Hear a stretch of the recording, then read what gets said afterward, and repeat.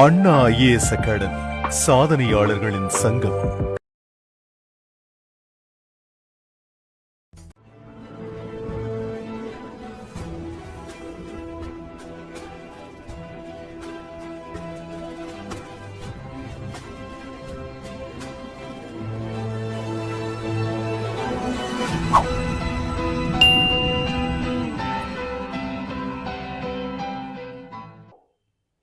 இப்போ மனித பாக்டீரிய நோய்கள், பாக்டீரியல் டிசீஸ் அப்படின்னு சொல்லிட்டு நம்ம பார்த்தோம் இல்லைங்களா? அந்த பாக்டீரியாவால் பரவக்கூடிய நோய்கள் ஒவ்வொன்றையுமே தெளிவா பிரிச்சு பார்க்க இருக்கும். ஏன்னா தேர்வு கண்ணோட்டத்துல இதுல இருந்து கொஸ்டின்ஸ் எது மாதிரிலாம் கேட்கலாம் அப்படின்னு சொல்லிட்டு பார்க்கும் பொழுது, எந்த பாக்டீரியாவால் பரவக்கூடியது அப்படின்னு. என்ன பாக்டீரியானா பாக்டீரியா நோய்னா பாக்டீரியாவால் பரவக்கூடியது, வைரஸ் நோய்னா வைரஸால் பரவக்கூடியது. அந்த நோய் காரணிகள் அப்படின்னு சொல்லிட்டு சொல்லக்கூடியது, என்ன ஏஜென்ட் அப்படின்னு சொல்லி என்ன காரணியால் பரவக்கூடியது.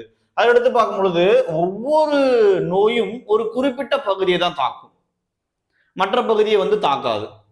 அப்போ என்னென்ன குறிப்பிட்ட பகுதிகளை தாக்கும் இரண்டாவதா நம்ம பிரிச்சிருக்கிறது. மூணாவதா பார்க்கும் பொழுது நம்ம என்ன செயல்பாட்டினால அந்த நோய் பரவுது, எதன் மூலமாக பரவுது, அது தண்ணீர் தூய்மை இல்லாததா, இல்ல மற்றவர்களிட்டிருந்து பரவுதா, இல்ல உயிரினம் வேறு ஒரு விலங்கினத்திலிருந்து பரவுதா, இதை பத்தின தகவல்களை நம்ம கொடுத்துருப்போம். இது எல்லாமே பரவிடுச்சு, நோய் ஒரு மனிதனை தாக்கிடுச்சு அப்படின்னா அந்த எந்த அறிகுறிகள் மூலமாக ஒரு அப்ராக்சிமேட்டாவது நம்மளால கண்டுபிடிக்க யூகிக்க முடியும். ஏன்னா பிளட் டெஸ்ட் இதெல்லாம் பார்த்து தான் கண்டுபிடிக்க முடியும். இருந்தாலும் இந்த நோய் பாதிக்கப்பட்ட நபர் இந்த அறிகுறிகளுடன் தென்பட அதிகப்படியான வாய்ப்புகள் இருக்கு அப்படின்றத நம்ம இங்க பார்த்திருக்கோம். இது கொஸ்டின் அந்த அறிகுறிகளை கொடுத்து இந்த அறிகுறிகள் இந்த அறிகுறிகளுடன் கூடிய நோய் எது, இல்லைன்னா இந்த குடல் பகுதியை தாக்கும் நோய் எது அப்படின்றத கொஸ்டின் கேட்கறதுனால வாய்ப்புகள் இருக்கு. ஸோ முதல் கட்டமா நம்ம பார்த்துடலாம். ஃபர்ஸ்ட் எந்த நோயை பார்க்க போறோம் அப்படின்னா சீதபேதி அப்படின்னு சொல்லி, இதனுடைய முழு நேம் என்ன? பேசிலரி சீதபேதி அப்படின்னு சொல்லிட்டு சொல்லக்கூடியது. சரிங்களா? இந்த பேசிலரி சீதபேதி அப்படின்றது என்ன சிற்றினத்தால நமக்கு ஏற்படுது, பாக்டீரியாவில் இருக்கக்கூடிய என்ன சிற்றினத்தால் ஏற்படுது அப்படின்னா ஷீஜெல்லா அப்படின்னு சொல்லக்கூடிய ஒரு சிற்றினத்தால் ஏற்படக்கூடியதா இருக்கு. ஷீஜெல்லா சிற்றினத்தால் ஏற்படக்கூடியது. சரி, இந்த நோய் ஏற்பட்டுடுச்சுன்னா மனிதனுடைய எந்த பகுதியை இது தாக்கக்கூடும் அப்படின்னா இன்டெஸ்டைன், மனிதனுடைய குடல் பகுதியை தாக்கக்கூடிய நோயாதான் இது நம்ம பார்க்க இருக்கும். அதடுத்து பரவும் முறைகள் என்னென்ன, எப்படி பரவுது அப்படின்னா மழை கழிவுகள் கலந்த உணவோ அல்லது நீரோ நம்மளுடைய அதை நாங்க எப்படி எடுத்துப்போம் அப்படின்னா, அதாவது காக்கையோ இல்ல வேற ஏதோ ஒரு பறவையோ இது மாதிரியான தண்ணீர் அருந்துவதற்காக வந்திருக்கலாம், இல்ல வேற ஒரு ரீசனால தண்ணீர் கலப்படம் ஆகியிருக்கலாம். இது மாதிரியான நிறைய காரணத்தால தண்ணீர்ல அசுத்தம் ஏற்பட்டு அதை மனிதன் பருகும் பொழுது இத்தகைய நோய் உபாதைகள் ஏற்படக்கூடிய வாய்ப்புகள். இந்த நோய்கள் ஏற்பட்டா என்னென்ன பாதிப்புகள் ஏற்படும் அப்படின்னா முதற்கட்டமா அந்த வயிற்றுல வலி அதிகமா இருக்கும், மலக்கழிவில் ரத்தம் மற்றும் கோழை கலந்தது, பிளட் அண்ட் மியூக்கஸ் கலந்த மாதிரியான ஒரு அறிகுறிகள், அந்த சிம்டம்ஸ் தான் இருக்கும். அப்டாமினல் பெயின் அதிகமா இருக்கும், டீஹைட்ரேஷன் ஆயிடுவாங்க, பிளட் கலந்த மாதிரி இருக்கும், மியூக்கஸ் கலந்த மாதிரியான ஒரு மலம் அவங்களுக்கு வெளியேறக்கூடிய ஒரு அறிகுறிகளுடன் இந்த நோய் சீதபேதின்னு சொல்லக்கூடிய இந்த நோய் தாக்குதலால அவங்களுக்கு ஏற்பட வாய்ப்புகள் அதிகமா இருக்கு. இதனை தொடர்ந்து நம்ம எதை பார்க்க இருக்கோம் அப்படின்னு சொல்லிட்டு பார்க்கும்போது இந்த புவோனிக் பிளேக், பிளேக்குடைய முழு பெயர் என்ன சொல்லுவாங்க? புவோனிக் பிளேக் அப்படின்னு சொல்லிட்டு சொல்லுவாங்க. இதான் நம்ம ஸ்டார்டிங்ல நம்ம சொன்னோம் இல்லையா, பிளாக் டெத் அப்படின்னு சொல்லிட்டு சொல்லக்கூடியது, கருப்பு மரணம் என்று அழைக்கப்படக்கூடிய நோய் இதுதான். இது என்ன பாக்டீரியாவால் ஏற்படுது அப்படின்னு சொல்லிட்டு நம்ம பார்த்தோம்னா எர்சினியா பெஸ்டிஸ் அப்படின்னு சொல்லிட்டு சொல்லக்கூடிய பாக்டீரியாவால் ஏற்படக்கூடியதுதான் இந்த நோய், எர்சினியா பெஸ்டிஸ் அப்படின்னு சொல்லிட்டு சொல்லக்கூடியது. அதுக்கடுத்து இது நிணநீர் முடிச்சுகள் அப்படின்னா என்ன அப்படின்னா இந்த உடல்ல இருக்கக்கூடிய ஒயிட் பிளட் செல், ஸ்பிளீன், அதுக்கடுத்து பார்க்கும் பொழுது நம்மளுடைய போன் மேரோ, அதுக்கடுத்து லிம்பாத்திக் நோடு, இது மாதிரி இருக்கக்கூடியதுல அதிகப்படியான பங்கு வகிக்கும். என்ன பண்ணுது? இம்யூனி சிஸ்டத்தை அதிகப்படியா பூஸ்ட் பண்ணி ஸ்டிமுலேட் பண்ணக்கூடிய ஒரு முக்கிய பகுதியா திகழக்கூடியது. அதுல ஒன்றுதான் இந்த லிம்பாத்திக் நோடு அப்படின்னு சொல்லிட்டு சொல்லக்கூடியது, லிம்பாத்திக் ஆர்கன்னு நம்ம சொல்லலாம். ஸோ இது பாதிக்கப்பட்டுடும். அப்போ நோய் எதிர்ப்பு காப்பு மண்டலத்தை தூண்டக்கூடிய உறுப்பை இது தாக்கும். இனநீர் முடிச்சுகள் லிம்ப் நோட்ஸை வந்து தாக்கிடும். இது பரவக்கூடிய முறை எதனால பரவுது? இப்ப நம்ம முன்னாடி பார்த்தது வந்து தண்ணி வந்து சுத்தமா இல்லாத பட்சத்துல மனிதனுடைய மலக்கழிவுகள் கலந்தா அதனுடைய நீராலையும் உணவாலையும் நம்ம அது மாதிரியான ஒரு பாதிப்பை ஏற்படுத்தும். இது ஒரு வகையான பூச்சி. என்ன பூச்சி? தெள்ளு பூச்சி. நம்ம படத்துல கொடுத்துருக்கு இல்லைங்களா? இந்த தெள்ளு பூச்சியால கடத்தக்கூடியதுதான் இந்த முறை, இந்த நோய் வந்து ஏற்படுத்தக்கூடிய முறை. சரி, இதனுடைய அறிகுறிகள் என்ன அப்படின்னு சொல்லிட்டு பார்க்கும்பொழுது காய்ச்சல், தலைவலி, அவங்களுடைய லிம்பாத்திக் நோடு எப்படி இருக்குன்னா வீங்கிட்டு இருக்கும், சொல்லனா இருக்கும். வீங்கிட்டு இருக்கக்கூடிய அந்த ஒரு சுச்சுவேஷன்ல அறிகுறிகளை ஏற்படுத்தும். ஸோ இதனுடைய நோய் காரணிகள் எதனால பரவுது அப்படின்றதுடைய தகவலை நம்ம முழுமையா நம்ம பார்த்துட்டோம். இதனை தொடர்ந்து நம்ம வேற எதை பத்தி பார்க்க இருக்கோம் அப்படின்னு சொல்லிட்டு பார்க்கும்பொழுது டிப்திரியா அப்படின்னு சொல்லிட்டு சொல்லக்கூடியது. இந்த டிப்திரியா அப்படின்றது இங்க இருக்கக்கூடிய இந்த ஜாவுல வந்து லாக் ஆகக்கூடியது, குரல் வலையெல்லாம் தாக்கக்கூடியதா நம்ம பார்க்கிறோம். ஸோ டிப்திரியா கோரினி பாக்டீரியம் டிப்திரியே அப்படின்னு சொல்லிட்டு சொல்லக்கூடிய ஒரு வகையான பாக்டீரியாவால் ஏற்படக்கூடிய நோய் தான் இது. ஸோ இது ஆங்கிலத்துல சொல்லக்கூடியது தான். இதை அப்படியே தங்கிலீஷ் பண்ணி கொடுக்கறதால ஸோ அந்த நேம் உச்சரித்தல்ல கொஞ்சம் சிரமமா இருக்கிற மாதிரி இருக்கும். ரிப்பீட்டடா சொல்லும் போது எளிமையாயிடும். சரியா? அப்போ இந்த கோரினி பாக்டீரியம் அப்படின்னு சொல்லிட்டு சொல்லக்கூடிய அந்த டிப்திரியா என்ற பாக்டீரியாவால் உருவாகக்கூடியது. இது என்னென்ன பகுதிகளை வந்து தாக்கும்? நம்ம முன்னர் பார்த்த அந்த நோய் பார்க்கும்போது நிணநீர் முடிச்ச தாக்குச்சு இல்லையா? ஸோ இது என்ன பகுதியை தாக்குனா ஃபர்ஸ்ட் ஆஃப் ஆல் குரல் வலை, அதுக்கடுத்து தோல், சுவாச உறுப்பு, இனப்பெருக்க பாதை, இது எல்லாத்தையுமே பார்க்கும்பொழுது தாக்கிடும். அப்படி தாக்கிட்ட இது எப்படி ஒருவர்கிட்ட இருந்து மற்றொருவருக்கு அல்லது மற்ற பிற காரணியிலிருந்து நமக்கு எப்படி தொற்றுது அப்படின்னா நீர் திவலைகள் அப்படின்னு சொல்லிட்டு சொல்லக்கூடியது. சரிங்களா? டிராப்லெட் இன்ஃபெக்ஷன் அப்படின்னு சொல்லிட்டு சொல்லக்கூடிய ஒருத்தர் பேசும் பொழுதோ தும்பும் பொழுதோ இல்லை மற்றவர் அருந்திய அந்த உணவுகளை வந்து நம்ம அப்படியே உணவு தட்டோ இல்லை கிளாஸை பார்க்கும்போது அப்படியே நம்ம சாப்பிடும்போது அவங்களுடைய உமிழ்நீர் வந்து அது பட்டு நமக்கு பட்டுடுச்சுன்னா அது ரொம்ப எளிமையா ஒருத்தரிடமிருந்து இன்னொருத்தருக்கு கடத்தக்கூடிய வாய்ப்புகளை கொண்ட நோயா தான் நம்ம இதை பார்க்கிறோம். ஸோ இதனுடைய அறிகுறிகள் என்னவா இருக்கு அப்படின்னா காய்ச்சல், தொண்டை வலி, கரகரப்பான தொண்டை மற்றும் சுவாசித்தல் இடர்பாடு. ஆக்சுவலா இது வந்து தாக்கக்கூடியதே இந்த பகுதி. அப்போ சுவாசம், ஸோ இந்த பகுதி எல்லாமே த்ரோட் சம்பந்தப்பட்ட எல்லா உபாதைகளுமே ஏற்படுத்தக்கூடிய ஒரு அறிகுறியா தான் நம்ம இதை பார்க்கிறோம். எந்த நோயை நம்ம இதுவரையும் பார்த்துட்டு இருந்தோம்? டிப்திரியா அப்படின்னு சொல்லிட்டு சொல்லக்கூடிய நோய்களுக்குரிய அறிகுறியா நம்ம இதை பார்த்துட்டு இருக்கோம். ஸோ இதை நோட் பண்ணிக்கலாம்.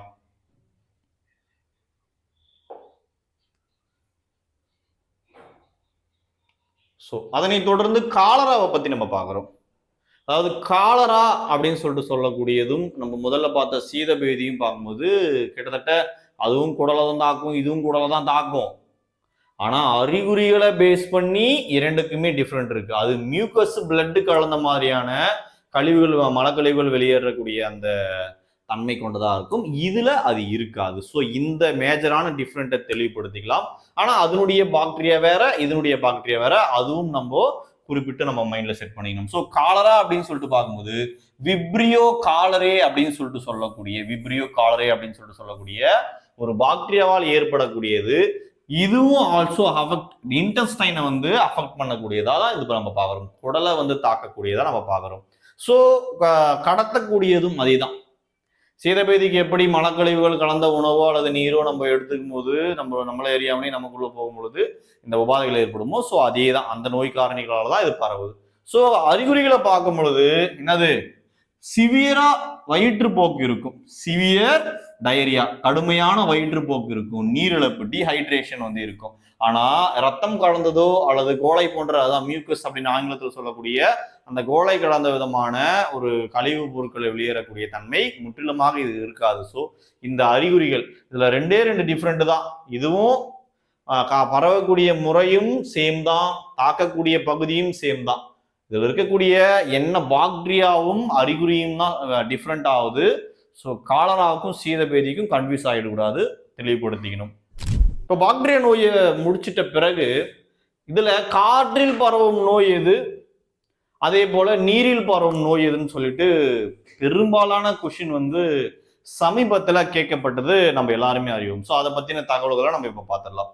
ஸோ இதை நம்ம எதை பத்தி பார்க்குறோம் அப்படின்னா காற்று வழி பரவக்கூடிய நோயை பத்தி நம்ம பார்க்குறோம். இப்ப பார்க்கும்பொழுது ஃபுல்லா காற்று வழி பரவுறது. இந்த காற்றுல பரவக்கூடிய நோயில ரொம்ப மோசமான உயிர் கொள்ளக்கூடிய நோய் எது அப்படின்னா இந்த காச நோய், காற்றில் பரவும் நோய் காச நோய் அப்படின்னு சொல்லிட்டு எல்லாருக்குமே தெரிஞ்சது. ஒன்ஸ் எக்ஸாம்லையும் கேட்டிருக்காங்க. ஸோ அதான் நம்ம ஃபர்ஸ்ட் பார்க்குறோம், காற்றில் பரவக்கூடிய நோய். அதடுத்து இரண்டாவதா கக்குவான் இரும்பல், டிப்திரியா, சின்னம்மை, புண்ணுக்கு வீங்கி, தட்டம்மை, இன்ஃபுளுயன்சா, இது எல்லாமே மம்ஸ் சொல்லக்கூடிய இது. அதாவது இது எல்லாமே காற்றின் வழியாக மனிதனுக்கு வந்து பரவக்கூடிய அபாயங்கள் கொண்ட நோயா வகைப்படுத்தப்பட்ட இந்த 7 நோய்களை நம்ம தெளிவா பார்த்துக்கலாம். சரி, அதுக்கு அடுத்து பார்க்கும்போது எதை பார்க்குறோம் அப்படின்னா நீரில் பரவக்கூடிய நோய்களை நம்ம தெளிவா பார்க்க போறோம். நீரில் பரவக்கூடிய நோய், அதாவது எதெல்லாம் நீரில் பரவக்கூடிய நோய், இது எல்லாமே கிட்டத்தட்ட இந்த 5மே பார்க்கும்பொழுது நீரில் பரவக்கூடிய நோயா பார்க்குறோம். வாந்தி பேதி, வயிற்றுப்போக்கு, டைபாய்டு, அதுக்கடுத்து பார்க்கும்போது ஹெப்படைட்டிஸ், காலரா, அதுக்கடுத்து பார்க்கும்பொழுது போலியோ மைலிட்டிஸ் அப்படின்னு சொல்லிட்டு சொல்லக்கூடியது. இது எல்லாமே எதுல பரவக்கூடியது அப்படின்னு சொல்லிட்டு போது கிட்டத்தட்ட 6 வகையானது. இது 5 ஹெப்படைட்டிஸ் அப்படின்னு சொல்லிட்டு சொல்றது, இது 6. இந்த 6 வகையான நோய்களுமே எதன் மூலமா பரவும், நீரின் மூலமாக பரவக்கூடிய நோய்களா வந்து வகைப்படுத்தப்பட்டிருக்குது. அதுக்கடுத்து இந்த காலரா அப்படின்னு சொல்லிட்டு சொல்லக்கூடிய நோய்களை அந்த அறிஞர்களோட நம்ம சேர்த்து நம்ம தொடர்புபடுத்தி நம்ம பார்க்கிறோம். சரி, பத்தி பார்த்துடலாம். இந்த லூயி பாஸ்டியர் அப்படின்னு சொல்லிட்டு சொல்லக்கூடியவர் 18ஆம் நூற்றாண்டுல பிரான்ஸ் நாட்டை சேர்ந்த ஒரு வேதியியலாளர் மற்றும் நுண்ணியலாளர். இவருடைய கண்டுபிடிப்புகள் என்ன அப்படின்னு சொல்லிட்டு நம்ம பார்த்திருக்கோம்னா, இவர் நோய் தடுப்பு மருந்தளித்தல் நம்பர் 1. இரண்டாவதா காலரா, ஆந்த்ராக்ஸ், அதுக்கப்புறம் பார்க்கும்போது மற்றும் பிற நோய்களுக்கு மருந்தை வந்து உருவாக்குனார். சரிங்களா? அதாவது ஃபர்ஸ்ட் டேர்ம் வேக்சினேஷன், வேக்சின் வந்து அந்த நோய் வராம இருக்கிறதுக்கு தடுப்பு முன்னெச்சரிக்கை நடவடிக்கை அப்படின்ற ஒரு செயல்பாடுகளை இனிஷியேட்டா பண்ணவர். அதுக்கடுத்து எந்தெந்த நோய்களை வந்து சிகிச்சை அளிச்சாரு அப்படின்னு சொல்லிட்டு பார்க்கும்போது நோய்களுக்கு மருந்தை உருவாக்குனார். என்னது நம்பர் 1 காலரா அப்படின்னு சொல்லிட்டு சொல்லக்கூடியது. அதுக்கடுத்து இரண்டாவதா ஆந்த்ராக்ஸ், அதுக்கடுத்து இன்னும் சில நோய்கள். இது எல்லாத்தையுமே பண்ணது யாரு அப்படின்னு சொல்லிட்டு பார்க்கும்போது இந்த லூயி பாஸ்டியர் அப்படின்னு சொல்லிட்டு சொல்லக்கூடிய இந்த அறிவியலாளர் தான். இந்த லூயி பாஸ்டியர் அப்படின்னு சொல்லிட்டு பார்க்கும்போது வெறிநாய் கடி அப்படின்னு சொல்லிட்டு சொல்லக்கூடிய இந்த ஒரு நோய்க்கு, ரேபிஸ் அப்படின்னு சொல்லிட்டு சொல்லக்கூடிய நோய்க்கு அதை பத்தின முதற்கட்டமான கண்டுபிடிப்புகளும் மருந்துகளும் பார்க்கும்போது இவர் தான் கொடுத்தாரு. ஸோ அதை ஒரு கூடுதல் தகவலா. அதடுத்து கெமிஸ்ட்ரியில பார்க்கும்போது இவர் நொதித்தல் அப்படின்ற செயல்பாடுகளை வந்து ஏற்படுத்தி இருப்பாரு. இப்போ வைரஸ் நோயை பத்தி நம்ம பார்க்கறோம். வைரஸ் நோய் அதை பத்தின தகவல்களை நம்ம ஸ்டார்டிங்ல நம்ம பார்த்துட்டோம். இந்த வைரஸ் நோய் முதல்ல நம்ம எதை பத்தி பார்க்கறோம் இருக்குன்னா சாதாரண சளி, தடிமல் அப்படின்னு சொல்லிட்டு சொல்லுவாங்க, காமன் கோல்டு இங்கிலீஷ்ல, அவ்வளவுதான், முடிஞ்சு போச்சு. இந்த ரைனோ வைரஸ் அப்படின்னு சொல்லிட்டு சொல்லக்கூடியதுதான் இந்த சாதாரண சளி. எல்லாருடைய வாழ்க்கையிலுமே ஒரு தடவையாவது வந்து போயிட்டு இருக்கும். இந்த சளி வந்து இதுக்கு வந்து ஆன்டிபயோட்டிக் மருந்துகள் வந்து கம்பல்சரி வேலை செய்யாது. ஏன் வேலை செய்யாது அப்படின்னு சொல்லிட்டு பார்க்கும்பொழுது இது கிட்டத்தட்ட 151 வைரஸ்கள் இருப்பதா வந்து சொல்லப்படுது. இது ஒவ்வொரு நாளும் கூடுதலாகவோ அல்லது குறைவாகவோ இருப்பக்கூடான வாய்ப்புகள் இருக்கிறதாகவும், அதனால அதற்குண்டான மிக சரியான ஒரு மருத்துவத்தை நம்மளால் அளிப்பது வந்து கொஞ்சம் கடினமான ஒரு அமைப்பா வந்து இருக்கப்படுது. அப்போ இந்த ரைனோ வைரஸ் அப்படின்னு சொல்லிட்டு சொல்லக்கூடிய வைரஸால் ஏற்படக்கூடியதான் அந்த சாதாரண சளி. மற்ற இதெல்லாம் நமக்கு தெரிஞ்சுதான், சுவாசப்பாதை, நீர்த்திவளையில் ஒருத்தர் நீர்த்திவளையால் பரவுறது, இந்த அறிகுறிகள் எல்லாம் பார்க்கும்போது தனியா நம்ம படிக்கணும்னு அவசியம் கிடையாது. கொடுத்தா கரெக்டா நம்ம அறிகுறிகளை சொல்லிடுவோம். ஏன்னா நம்ம அனுபவிக்காதா அப்படின்றது போலதான். சோ இதை நம்ம முடிச்சாச்சு.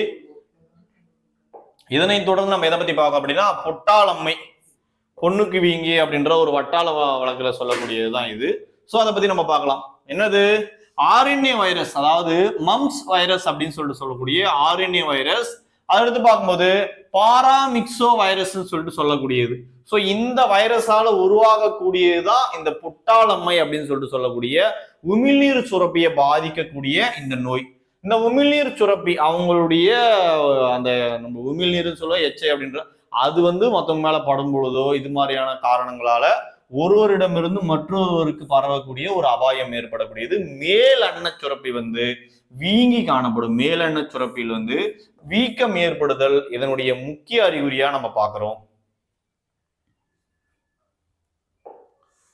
சோ இதனை தொடர்ந்து நம்ம எதை பத்தி பார்க்க போறோம் அப்படின்னா வைரல் ஹெப்படைட்டிஸ் அப்படின்னு சொல்லக்கூடிய கல்லீரல் அழற்சியை பத்தி நம்ம பார்க்கிறோம். இந்த கல்லீரல் அழற்சி எந்த விதமான ஒரு வைரஸால் ஏற்படக்கூடியது அப்படின்னா ஹெப்படைட்டிஸ் பி வைரஸால் ஏற்படக்கூடியது. ஹெப்படைட்டிஸ் பி வைரஸால் ஏற்படக்கூடியது லிவரை தாக்கக்கூடியதா நம்ம பார்க்கிறோம். தட் மீன் கல்லீரலை தாக்கக்கூடியது. இது எதன் மூலமா பரவுது? பேரண்ட்ரல் அதுக்கு எடுத்து பார்க்கும்போது அதனுடைய ரூட் எல்லாம் பிளட் டிரான்ஸ்மிஷனால ஏற்படக்கூடியது, அதாவது பெற்றோர் வழி மற்றும் ரத்த பரிமாற்றத்தால் ஏற்படக்கூடியதா இருக்கு. இதனுடைய அறிகுறிகள் அதாவது லிவர் ஃபுல்லா டேமேஜ் ஆயிடும். ஜாயிண்டிஸ் அப்படின்னு சொல்லக்கூடிய மஞ்சட்காமாலை, அதை அடுத்து குமட்டல், மஞ்சள் நிற கண்கள், காய்ச்சல் மற்றும் வயிற்று வலி இது மாதிரியான நோய் அறிகுறிகளுடன் கூடிய ஒரு நோயா திகழக்கூடியதுதான் இந்த கல்லீரல் அழற்சி அப்படின்னு சொல்லிட்டு நம்ம பார்க்க இருக்கோம். சரி, இதுக்கு அடுத்து நம்ம எதை பத்தி பார்க்க போறோம்னா சின்னம்மை, சிக்கன் பாக்ஸ் அப்படின்னு சொல்லிட்டு சொல்லக்கூடியது. சின்னம்மைனா நம்ம இங்க டயக்ராம் காமிச்ச போலதான் முகம் ஃபுல்லா ஒவ்வொரு tata ஏற்பட்டுடும்.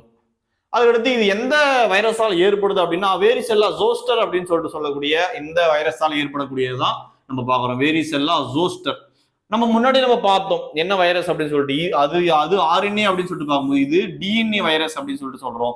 Varicella zoster DNA virus. இது என்னென்ன பகுதிகள்லாம் தாக்கக்கூடியது அப்படின்னு சொல்லிட்டு பார்க்கும்போது respiratory track, skin and nerve system அப்படின்னு சொல்லிட்டு சொல்லக்கூடிய சுவாசப்பாதை, தோல் மற்றும் நரம்பு மண்டலம் இது எல்லாத்தையுமே தாக்கக்கூடிய ஒரு நோயை தான் நம்ம பார்க்கிறோம்.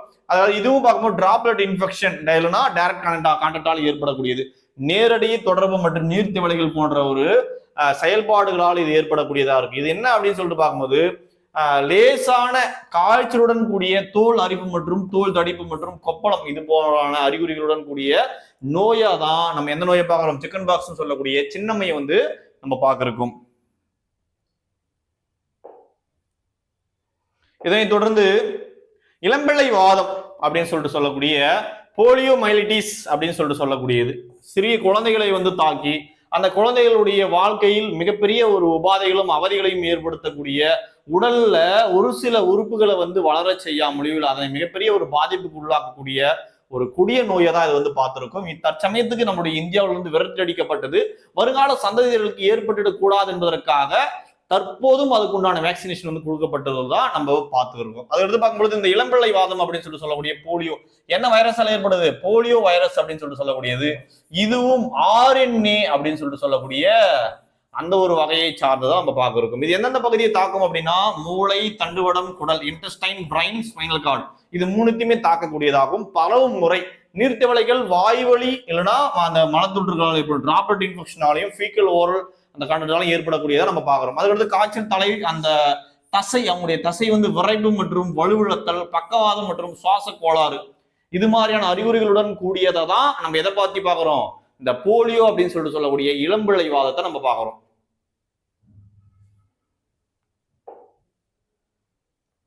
இதனை தொடர்ந்து டெங்கு காய்ச்சலை பத்தி பார்க்கிறோம். நல்லா மைண்ட்ல செட் பண்ணிக்கணும். டெங்கு காய்ச்சலுக்கும் சிக்கன் குனியாக்கும் ஒரு சின்ன டிஃபரெண்ட் தான் இருக்கும். அதே கொசுதான், அதே விதமான இன்ஃபெக்ஷன் தான். ஆனா அதுக்கு ஒன்னுத்துக்கு மூட்டுல வலி, இன்னொன்னுத்துக்கு மூட்டுல வலியுடன் கூடிய வீக்கம். சோ இதை நம்ம பார்க்கிறோம். இது மூட்டு வலி மட்டும்தான். என்னது நம்ம பார்த்த இந்த டெங்கு காய்ச்சல். ஆனா சிக்கன் குனியா அப்படின்னு சொல்லிட்டு சொல்லும் போது மூட்டுல வீக்கம் ஏற்படும். கொசுவை பொறுத்தவரை சேம் அதே தான், ஏடிசி ஏஜிப்டி அப்படின்னு சொல்லிட்டு சொல்லக்கூடியது. ஸோ அதை பத்தி நம்ம பார்த்துடலாம். இது நான் ஃபர்ஸ்டே சொல்றேன்னா ரெண்டுத்துக்கும் அறிகுறிகளை வச்சு கேட்டாலும் நம்ம கன்ஃபியூஸ் ஆயிடுவோம். ஸோ அதனாலதான் சோ டெங்கு காய்ச்சல் அப்படின்னு சொல்லிட்டு சொல்லக்கூடியது டெங்கு வைரஸ்ன்னு சொல்லிட்டு சொல்லலாம், இல்ல ஃபிளேவி வைரஸ் அப்படின்னு சொல்லிட்டு சொல்லலாம், இல்லைன்னா டிஎன்வி. சரிங்களா? டிஎன்வி இந்த அல்லது இங்க போட்டுக்கலாம். டிஎன்வி 1 to 4 வைரஸ் இது மாதிரியான பெயர்களால் அழைக்கப்படக்கூடியதா இருக்கு. இது எந்த பகுதியை தாக்கும்? தோலையும் ரத்தத்தையும் தாக்கக்கூடிய பகுதி. என்ன நோய் கடத்தியால் ஏற்படுதுன்னா ஏடிஸ் ஏஜிப்டி அப்படின்னு சொல்லிட்டு சொல்லக்கூடிய இந்த கொசுவினத்தால் ஏற்படக்கூடியதுதான் டெங்கு அப்படின்னு சொல்லிட்டு சொல்லக்கூடியது. என்ன அறிகுறிகளுடன் திகழக்கூடியதா இருக்குன்னா திடீரென தோன்றக்கூடிய அதிக காய்ச்சல். என்னடா இங்க இருந்த வண்டியை காணும் அப்படின்ற மாதிரி திடீர்னு உங்களுக்கு என்ன ஆயிடும்? அதிகப்படியான காய்ச்சல் ஏற்படும். தலைவலி, தசை மற்றும் மூட்டு வலி இது மாதிரியான வலிகளுடன் கூடிய அறிகுறிகள் தென்பட்டால் அது கம்பல்சரி டெங்கு அப்படின்றது நம்ம தெளிவுபடுத்திக்கலாம். இதனைத் தொடர்ந்து சிக்கன் குனியாவை நம்ம பார்க்கலாம்.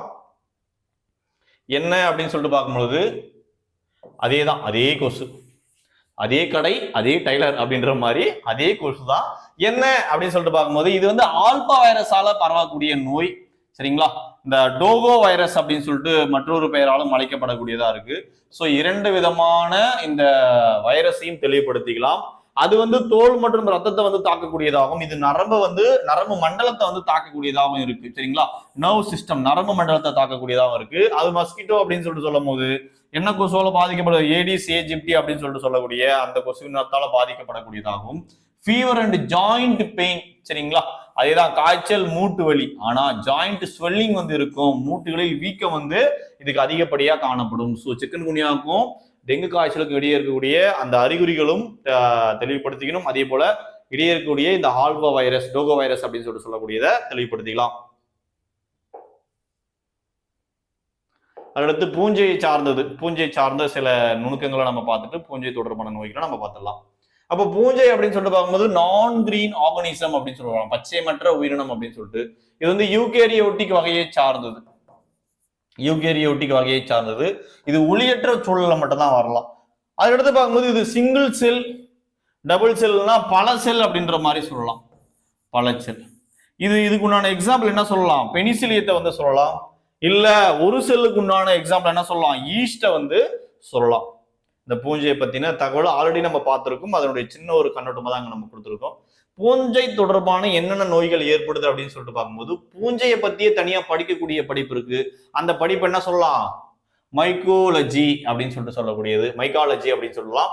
அதனடுத்து பார்க்கும்பொழுது இதனுடைய அறிகுறிகள் என்னென்ன நோய்களை ஏற்படுத்தும் அப்படின்னு சொல்லிட்டு பார்க்கும்போது படர்தாமரை அப்படின்னு சொல்லிட்டு சொல்லக்கூடிய அது ஒரு சாதாரண நோயாகும். எதனால ஏற்படக்கூடிய, அந்த பூஞ்சால் ஏற்படக்கூடிய நோய்கள்ல ஒரு சாதாரண நோயா இருக்குது. சரிங்களா?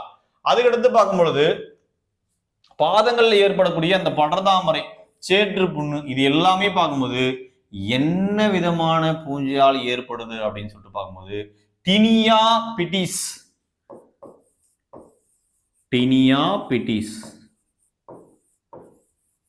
இந்த டினியா பிட்டிஸ் அப்படின்னு சொல்லிட்டு சொல்லக்கூடிய இந்த நோயால் ஏற்படக்கூடியதுதான் இந்த பாதங்கள்ல ஏற்படக்கூடிய படர்தாமரை, சேற்று புண், இது மாதிரி இருக்கக்கூடிய நோய் காரணிகளை நம்ம பார்க்கிறோம்.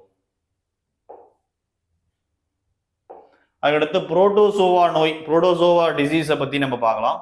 என்னென்ன புரோட்டோசோவா டிசீஸ் அப்படின்னு சொல்லிட்டு பார்க்கும்போது ஃபர்ஸ்ட் இந்த மனிதர்கள்ல எத்தனை இனங்கள் வந்து புரோட்டோசோவால் இருக்கக்கூடியது வாழ்ந்துட்டு வருது அப்படின்னா, மனித உடலில் ஏறத்தாழ 15 புரோட்டோசோவா இனங்கள் ஒட்டுண்ணிகளாக வாழ்ந்து நோயை ஏற்படுத்துகிறது. இது வந்து யூகேரியோட்டிக் வகையை சார்ந்ததான் நம்ம பார்க்கிறோம். அதுக்கடுத்து இதனை பத்தின படிப்பு என்னன்னா புரோட்டோ விலங்கியல், புரோட்டோசுவாலஜி அப்படின்னு சொல்லிட்டு சொல்லுவோம். இதனை பத்தி தனியான ஒரு படிப்பு. எப்படி பூஞ்சையை பத்தி நம்ம படிக்கிற படிப்பு என்னன்னு சொல்லிட்டு பார்த்தோம். அதே போல புரோட்டோசோவா பத்தி படிக்கக்கூடிய படிப்புகளை நம்ம பார்க்கிறோம். இந்த புரோட்டோசோவா டிசீஸ்ல ஃபர்ஸ்ட் ஆஃப் ஆல் நம்ம எதை பத்தி பார்க்கறோம் அப்படின்னா மலேரியா நோயை பத்தி நம்ம பார்க்கிறோம். ஸ்டார்டிங்ல புரோட்டோசோவால பரவக்கூடிய நோய்கள் என்னென்ன அப்படின்றத நம்ம தொகுத்து நம்ம வழங்கிட்டோம். ஸோ அதில் இருக்கக்கூடிய அமைப்புகள் என்னென்னலாம் இருக்குன்றதை நம்ம பார்க்கலாம்.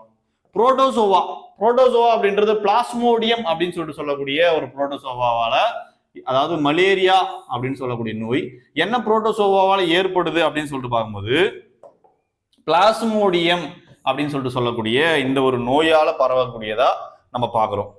இந்த பிளாஸ்மோடியம் இது எதன் வழியா பரவுது அப்படின்னா பெண் அனாபிலஸ் கொசு அப்படின்னு சொல்லிட்டு சொல்லக்கூடிய ஃபீமேல் அனாபிலஸ் மஸ்கிட்டோவால் ஏற்படக்கூடியது. அதனுடைய சிம்டம்ஸ் என்ன அப்படின்னு சொல்லிட்டு பார்க்கும்போது சில்னஸ், அதிகப்படியான அதாவது குளிர் நடுக்கம், வியர்த்தல், அதிகப்படியான காய்ச்சல், அதடுத்து அதிகப்படியான வயிற்றுப்போக்கு, இது மாதிரியான ஏற்படக்கூடியதான் நம்ம மலேரியா அப்படின்னு சொல்லிட்டு சொல்லக்கூடியதா இருக்கு.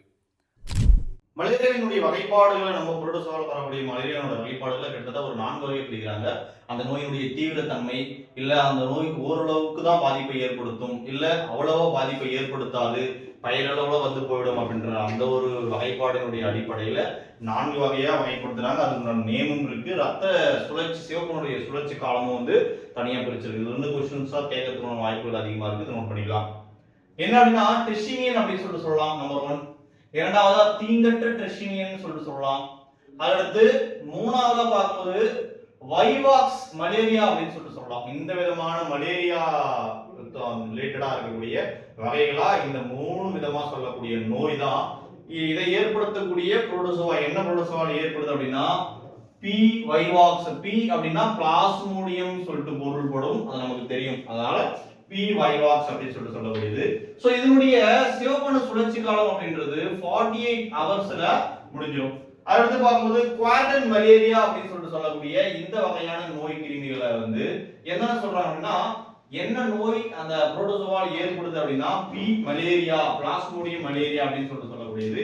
இதனுடைய சுழற்சி காலம் 72 ஹவர்ஸ் 72 ஹவர்ஸா இருக்கு. அடுத்து மிதமான டெஸ்டினியன் அப்படின்னு சொல்லிட்டு சொல்றாங்க. சரிங்களா, அதாவது மைல்டு டெஸ்டினியன் அப்படின்னு சொல்லிட்டு சொல்லக்கூடிய மலேரியா, மிதமான டெஸ்டினியன் மலேரியா அப்படின்னு சொல்லிட்டு சொல்லக்கூடியது. பி ஓவல் பிளாஸ்மோடியம் ஓவல் அப்படின்னு சொல்லிட்டு சொல்லக்கூடிய இந்த நோய்க்காக இருக்கக்கூடியது. இதனுடைய சுழற்சி காலம் 48 மணி நேரத்துல வந்து இருக்கக்கூடியதாகும். அதே போல 36 48 மணி நேரங்கள் இருக்கக்கூடியது. இந்த பிளாஸ்மோடியம் பால்சிபாரம் அப்படின்னு சொல்லிட்டு சொல்லக்கூடிய இந்த வகையான நோய் கிருமிகளால ஏற்படக்கூடியதா இருக்கு. அப்போ இதுதான் என்னது, வந்தா சுட்டா செத்தான்ற மாதிரி இந்த நோய் வந்துச்சுன்னா அந்த நோய் தொற்று ஏற்பட்டவர்களுக்கு உயிர் அபாயத்தை ஏற்படுத்தக்கூடிய ரொம்ப மிக கொடிய வகையான நம்ம பார்க்கிறோம். அதான் மிக வீரியமிக்க டெஸ்டினியன் அல்லது குவாடினியன் மலேரியா அப்படின்னு சொல்லிட்டு சொல்லக்கூடியது. பி பால்சிபாரம் பிளாஸ்மோடியம் பால்சிபாரம் என்ற புரோட்டோசோவால் ஏற்படக்கூடியது. இதனுடைய ஹவர்ஸ் 36 வந்து 48 மணி நேரங்களா வந்து காணப்படுது. இப்போ இதனுடைய இரண்டாவது வகையான அந்த புரோட்டோசோவால் ஏற்படக்கூடிய இரண்டாவது வகையானது என்னன்னு அமீபியாசிஸ் அப்படின்னு சொல்லிட்டு சொல்லக்கூடியது. இது என்ன வகையான புரோட்டோசோவால் ஏற்படுது அப்படின்னா எண்டமிபா ஹிஸ்டலைட்டிகா அப்படின்னு சொல்லிட்டு சொல்லக்கூடியது. எண்டமிபா ஆங்கிலத்திலும் அதேதான், எண்டமிபா ஹிஸ்டலைட்டிகா ஹவுஸ் ஃப்ளைஸ், அதாவது வீட்டில் இருக்கக்கூடிய ஈக்களால பரவக்கூடியதா நம்ம பார்க்கிறோம். மற்ற எல்லா நோயுமே வயிற்றுப்போக்கு அது மாதிரியான அறிகுறிகளுடன் தென்பட்டால் இது மற்றும் மலச்சிக்கல் மற்றும் காய்ச்சல் கொண்ட ஒரு நோய் அறிகுறிகளாக தேவைப்படுது. அதான் ஃபீவர் அந்த கான்ஸ்டிபேஷன் அப்படின்னு சொல்லிட்டு சொல்லக்கூடிய காய்ச்சல் மலச்சிக்கலை ஏற்படுத்தக்கூடிய ஒரு நோயா நம்ம பார்க்கிறோம். அமீபியாசிஸ் அப்படின்னு சொல்லிட்டு சொல்லக்கூடியது. இதனை தொடர்ந்து ஆப்பிரிக்கன் தூக்க வியாதி அப்படின்னு சொல்லிட்டு சொல்லக்கூடிய நோய் இதை பற்றி நம்ம இருக்கும். ஆப்பிரிக்கன் தூக்க வியாதி ஏற்படுத்தக்கூடிய புரோட்டோசோவா என்ன புரோட்டோசோவால் இது ஏற்படுது அப்படின்னு நம்ம பார்த்தோம்னா ட்ரிப்டினோசோமா அப்படின்னு சொல்லிட்டு சொல்லக்கூடியது. ட்ரிப்டினோசோமா அப்படின்னு சொல்லக்கூடிய புரோட்டோசோவால் ஏற்படுத்தக்கூடியது. இது வந்து பரவக்கூடிய வழி செட்சி வகை, அந்த செட்சி அப்படின்னு சொல்லிட்டு சொல்லக்கூடிய அந்த டைப்பான ஒரு ஹவுஸ் ஃப்ளைஸால ஏற்படுத்தக்கூடியதா இருக்கு. இது என்ன அப்படின்னு சொல்லிட்டு பார்க்கும்போது உணர்வின்மை மற்றும் தூங்குவதில் சிக்கல். அவங்களுக்கு வந்து அந்த உணர்வின்மை தூங்கிட்டாங்கன்னாக்கா எந்த உலகமே அழிஞ்சாலும் தெரியாதுன்ற மாதிரியான ஒரு சூழலுக்கோ இல்ல தூக்கமின்மையான அந்த ஒரு சூழலோ இல்ல எங்களுடனான மறுத்து போதல் அப்படின்ற மாதிரியான இத்தகைய உபாதைகளுடன் கூடிய நிறைய வகைப்பாடுடன் கூடிய நோய் தான் இந்த ஆப்பிரிக்கன் ஸ்லீப்பிங் சிக்னஸ் அப்படின்னு சொல்லிட்டு சொல்லக்கூடியது. அடுத்து இது வந்து ப்ரீவியஸ் இயர்ல கேட்டிருக்காங்க. இந்த வெஸ்ட் நைல் அப்படின்னு சொல்லிட்டு சொல்லக்கூடிய நச்சுயிரி மனிதர்கள் மரணத்தை விளைவிக்கக்கூடிய ஒரு நரம்பியல் நோய் அப்படின்னு சொல்லிட்டு நம்ம இதை ஜஸ்ட் தெரிஞ்சு மட்டும் வச்சுக்கலாம். புத்தகத்தில் கிடையாது, ஆனால் இது ப்ரீவியஸ் இயர்ல இருந்து கேட்கப்பட்ட ஒரு கேள்வி. இதை நோட் பண்ணிக்கலாம். சுற்றுப்புற காரணிகளால பரவக்கூடியதை நம்ம பார்க்கிறோம். அடுத்து தடுப்பூசியை பத்தி நம்ம பார்க்க இருக்கோம்.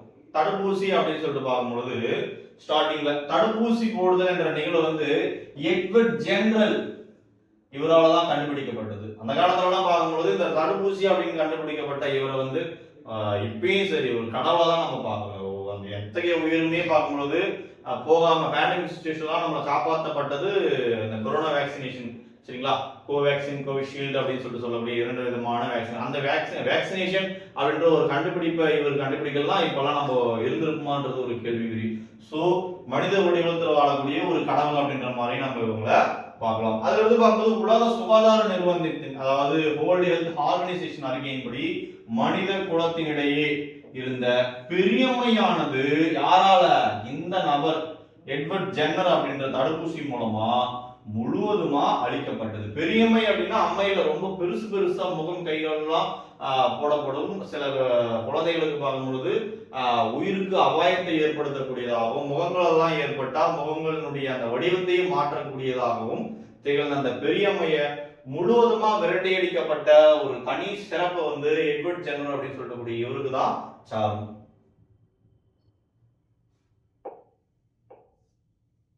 இதை எடுத்து பார்க்கும்போது ஒவ்வொரு தடுப்பூசியும் என்னென்ன வகையான நோய் கிருமிகளை ஏற்படுத்துது அப்படின்றத நம்ம தெளிவா பார்த்துக்கலாம். முதல்ல பிசிஜி அப்படின்ற காச நோய். பிசிஜி அப்படின்னா எதுக்காக பயன்படுது? காச நோய், பிரிவென்ஷன் ஆஃப் டியூபர்குலோசிஸ்.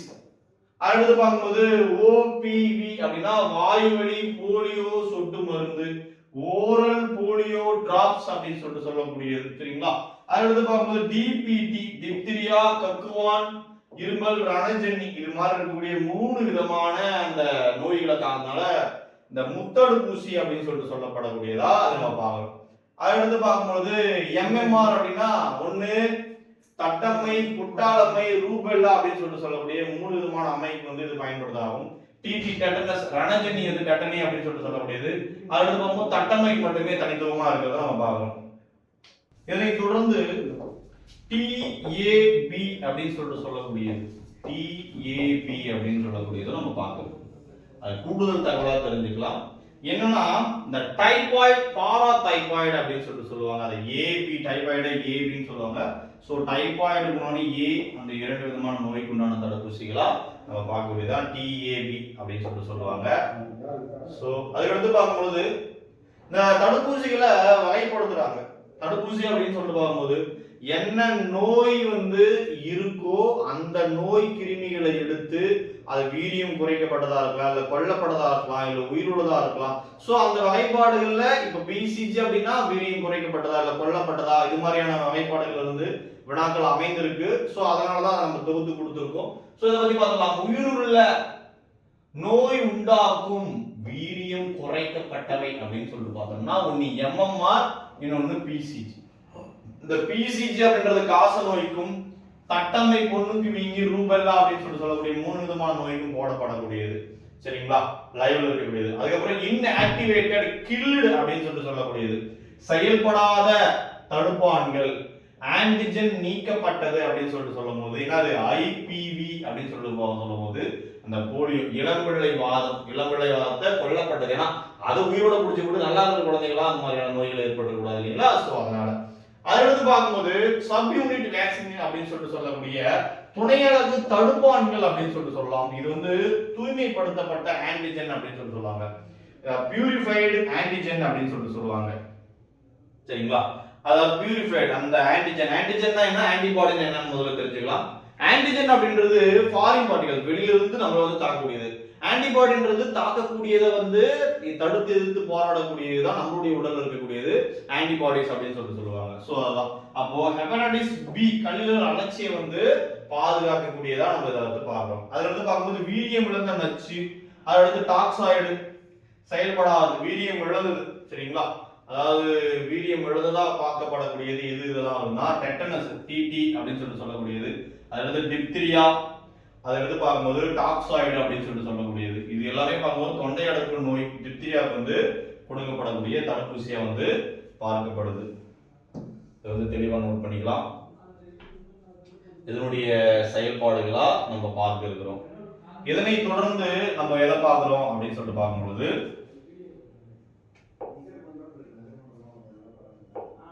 இந்த எந்தெந்த வயது குழந்தைக்கு என்னென்ன தடுப்பூசிகள் கொடுக்கப்படுது அப்படின்ற ஸ்கெடியூலை நம்ம தெளிவா நோட் பண்ணிக்கிறது வந்து இதுல இருந்தும் கேள்விகள் வந்து இடம்பெற்றிருக்கு. ஸோ அதை பத்தி நம்ம பார்த்துக்கலாம். ஸ்டார்டிங்ல 15ஆம் நாள், சரிங்களா, ஃபர்ஸ்ட் பிறந்த குழந்தைக்கு போறது வந்து பிசிஜி அப்படின்னு சொல்லக்கூடியது முதல் கூட்டம். 15வது நாள்ல கொடுக்கக்கூடியது என்ன அப்படின்னு சொல்லிட்டு பார்த்தோம்னா 15th டேஸ் பார்க்கும்போது ஓரல் போலியோ ஃபர்ஸ்ட் டோஸ் கொடுப்பாங்க. 6th வீக் என்ன கொடுப்பாங்க, டிபிடி அண்ட் போலியோ. அடுத்து 10th வீக் வந்து டிபிடி அண்ட் போலியோ. அடுத்து 14th வீக் வந்து டிபிடி அண்ட் போலியோ. அடுத்து 9 to 12 month மீசல்ஸ் அப்படின்னு சொல்லக்கூடிய ஃபர்ஸ்ட் டோஸ் அம்மைக்கு போடக்கூடியது. அடுத்து 18ல இருந்து 24வது டிபிடி அண்ட் போலியோ. அடுத்து 15வது மாதத்துல இருந்து 2 வருடம் இந்த இதுவட்டத்துல எம்எம்ஆர், இதுவும் அம்மைக்கு போடக்கூடியது.